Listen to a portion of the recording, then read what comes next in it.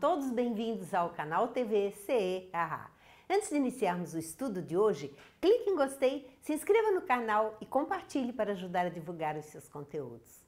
Hoje nós vamos estudar sobre o livre-arbítrio, das perguntas 843 a 850.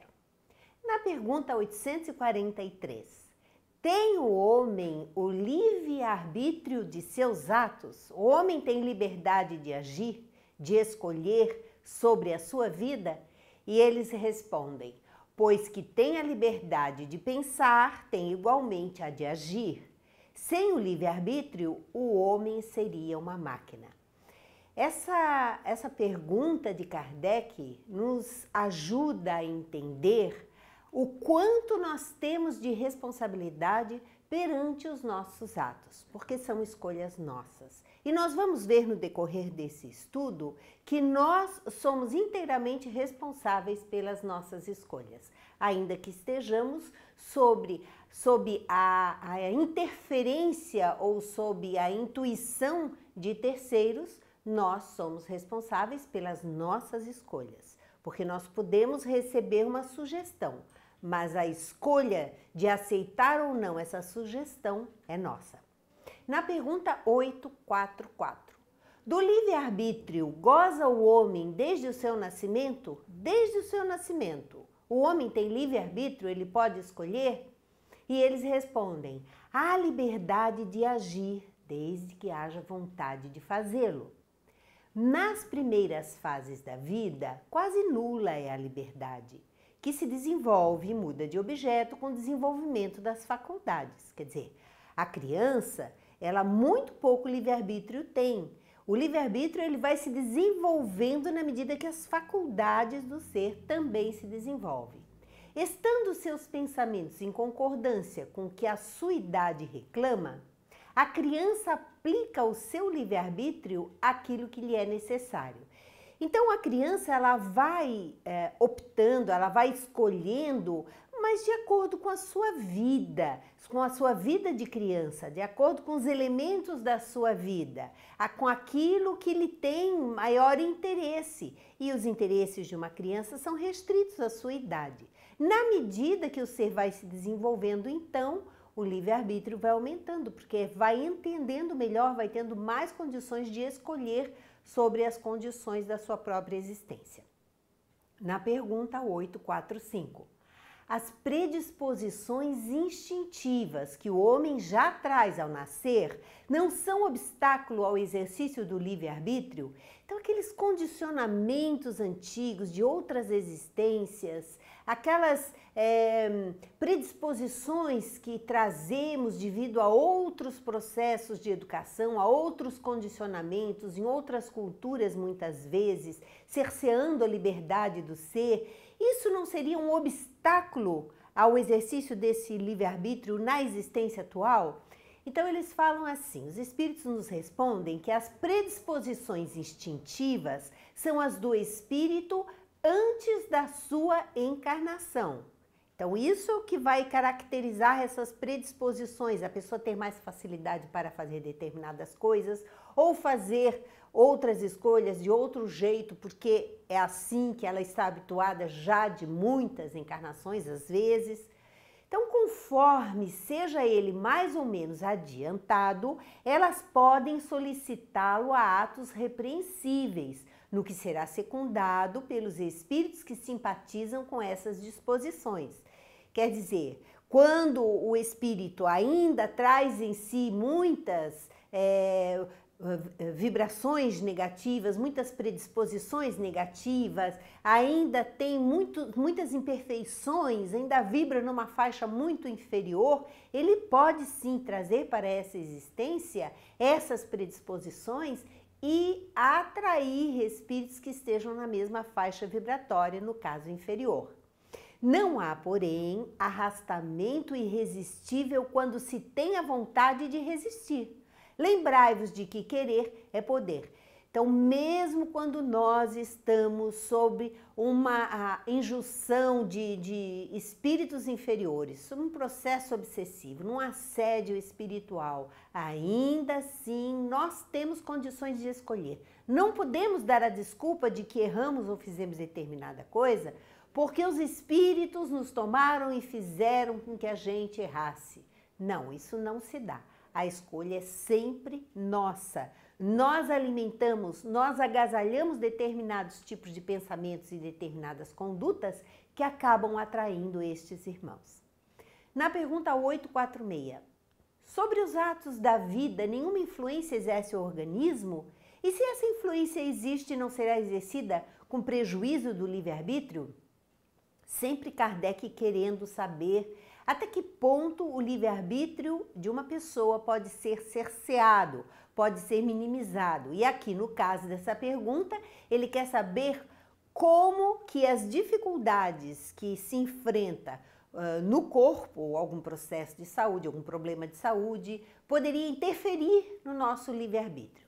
E eles respondem que é inegável que sobre o espírito exerce influência a matéria. O corpo, claro que exerce influência sobre a matéria, que pode embaraçar-lhe as manifestações. Por exemplo, um processo de loucura. A pessoa não tem condições de se manifestar adequadamente sobre o seu querer, ou entender, ou compreender as coisas que circundam, a noção que as outras pessoas têm da normalidade da vida, do que é bom fazer, do que não é. Uma pessoa que não tem as suas faculdades mentais saudáveis, com certeza não vai ter o mesmo discernimento. Daí vem que nos mundos onde os corpos são menos materiais do que na Terra, as faculdades se desdobram mais livremente. Então aqui eles estão se referindo também aos mundos mais adiantados, onde os corpos, também materiais, mas não tão grosseiros como os nossos, estão em uma outra dimensão. Então esses espíritos com corpos mais sutis, certamente, se desdobram com mais facilidade, entram em contato com o plano espiritual com muito mais facilidade do que nós. Então o corpo físico não seria aí um obstáculo como é o nosso corpo, porque todas as vezes que nós retornamos ao corpo depois de uma noite de sono, por exemplo, nós esquecemos o que passamos, o que fizemos no plano espiritual e retornamos, mergulhamos na carne esquecendo esta outra parte da nossa existência. Porém, o instrumento não dá a faculdade. Além disso, cumpre se distingam as faculdades morais das intelectuais. Tendo um homem um instinto do assassínio, seu próprio espírito é indubitavelmente quem possui esse instinto e quem lhe o dá. Não são seus órgãos que lhe dão. Ou seja, todos os processos de dificuldades emocionais, espirituais, intelectuais são do espírito, não são do corpo. Não é o corpo que vai fazer com que um espírito seja mais violento do que outro, ou seja inferior. Não, não é o corpo. É o espírito que está habitando o corpo que traz toda essa inferioridade quando ele encarna. Os espíritos continuam. Semelhante ao bruto e ainda pior do que este, se torna aquele que nulifica o seu pensamento para só se ocupar com a matéria, pois que não cuida mais de se premunir contra o mal. Nisto é que incorre em falta, porquanto assim procede por vontade sua. Aqueles espíritos que vivem mais para a vida material, que mergulham na vida material como se esta fosse a única. Então não param para pensar que precisam respeitar os seus semelhantes, que precisam ajudar os seus semelhantes, que precisam se desenvolver intelectual, moral, espiritualmente. Não tem esse tipo de preocupação. São pessoas que estão vivendo em função da vida material. Estes estão mais para o instinto embrutecido do que para o sentimento, do que para o desenvolvimento das faculdades. Na pergunta 847, a aberração das faculdades tira ao homem o livre-arbítrio? E eles respondem, já não é senhor do seu pensamento aquele cuja inteligência se ache turbada por uma causa qualquer, e desde então já não tem liberdade. A aberração das faculdades é justamente nesses casos de idiotia, de loucura, que fazem com que o espírito não possa manifestar as suas faculdades de uma maneira normal, tranquila, no plano material.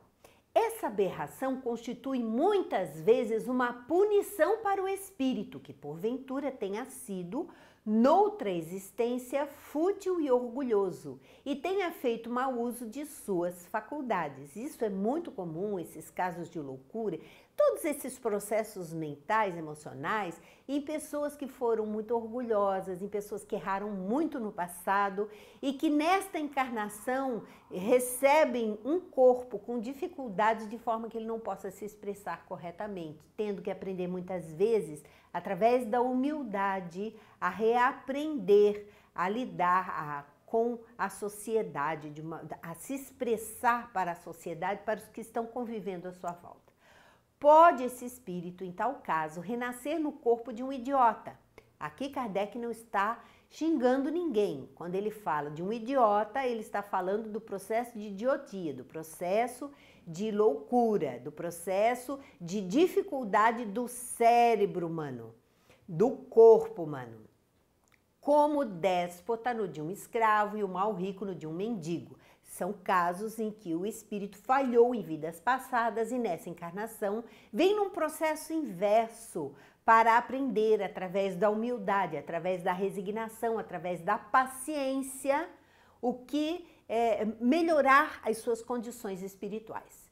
O espírito, porém, sofre por efeito desse constrangimento de que tem perfeita consciência. Está aí a ação da matéria. Então, a ação da matéria pode interferir no livre-arbítrio do espírito, de forma que quando o corpo é como uma máquina, a máquina estando defeituosa, com algum problema, o espírito não vai poder se manifestar adequadamente. Nesse sentido, ele vai ter, em algum momento, a sua liberdade tolhida, mas isso, muitas vezes, é o próprio espírito quem escolheu como provação para resgatar alguma coisa do passado, fazer um novo aprendizado. Na pergunta 848, servirá de escusa, de desculpa aos atos reprováveis o ser devida à embriaguez, à aberração das faculdades intelectuais? Então, uma pessoa que se embriaga e começa a fazer loucuras e começa a agir de uma maneira anormal, muitas vezes se expondo ao ridículo, caindo no chão, fazendo loucuras mesmo, por causa da embriaguez. Então, nesse momento, é uma desculpa para o espírito? E eles respondem não, porque foi voluntariamente que o ébrio se privou da sua razão, para satisfazer a paixões brutais. Em vez de uma falta, comete duas. Então, aqui ele está falando no caso da embriaguez, que também é um vício, e de todos os vícios de uma maneira geral, que tiram a faculdade da pessoa de pensar, de raciocinar, de refletir, de agir com moderação nessa vida material. Na pergunta 849, qual a faculdade predominante do homem em estado selvagem, o instinto ou o livre-arbítrio?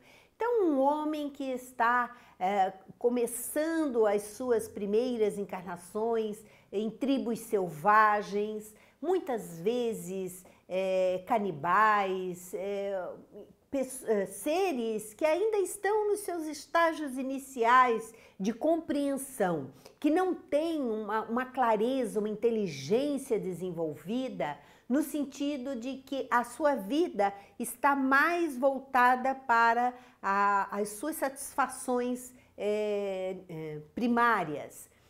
E ele pergunta, o que é que aí está predominando? O instinto, ele age mais por instinto ou ele tem mais livre-arbítrio de escolha? E os espíritos respondem, o instinto, o que não impede de agir com inteira liberdade no tocante a certas coisas. É claro que quanto mais primitivo o ser humano é, quanto mais nos seus estágios iniciais do processo evolutivo, mais ele age por instinto, menos desenvolvido ele tem a razão, a inteligência. Mas aplica como a criança essa liberdade às suas necessidades. Os espíritos continuam a explicar sobre essa questão. Ela se amplia com a inteligência. Conseguintemente, tu, que és mais esclarecido do que um selvagem, também és mais responsável pelo que fazes do que ele o é pelos seus atos. Os espíritos respondendo a Kardec que estes seres que ainda estavam bastante limitados na sua compreensão, na sua inteligência, eles tinham um certo livre-arbítrio, sim, mas como a criança, eles usavam essa escolha, esse poder de escolha, em relação às coisas da sua vida, que eram muito simples. Escolhas que tinham a ver com os seus interesses mais imediatos. E explicando que aquele que tem um desenvolvimento um pouco maior, que tem uma inteligência já um pouco mais desenvolvida, uma capacidade de compreensão, uma consciência maior, tem também mais responsabilidade do que aquele que ainda não fez o seu processo evolutivo. Então, nós precisamos entender o que é esse processo evolutivo na condição humana. Todos nós começamos lá como espíritos primitivos, reencarnando como crianças espirituais e estamos passando por um processo de evolução. Um dia também seremos anjos, um dia também seremos espíritos mais evoluídos, encarnando em mundos mais evoluídos. No entanto, neste momento, nós precisamos ter a consciência de que devemos usar corretamente esse livre-arbítrio. Na pergunta 850, a posição social não constitui às vezes para o homem obstáculo à inteira liberdade de seus atos? E a condição social? Aquele que é mais rico, tem mais dinheiro, esse tem mais condições de escolha. Aquele que é mais pobre, tem limitado os seus recursos, tem menos condições de escolha. E o que é que os espíritos respondem? É fora de dúvida que o mundo tem suas exigências. Deus é justo e tudo leva em conta. Deixa-vos, entretanto, a responsabilidade pelo pouco esforço que fizerdes para vencer os obstáculos. Então, essas diferenças, elas são criadas para dar oportunidade para que todos nós possamos, uma hora estarmos na condição de ricos, outra hora estarmos na condição de pobres. Porém, nada é desculpa para nos acomodarmos. Nós temos sempre que estar trabalhando e nos esforçando também em relação às coisas materiais, para conquistarmos sim as coisas materiais, mas sempre usando do nosso livre-arbítrio, sempre usando do nosso bom senso, porque nós já temos condições de escolher, nós já temos condições de saber o que é certo, o que não é, o que é bom, o que não é, o que vai contribuir para a sociedade, o que não vai.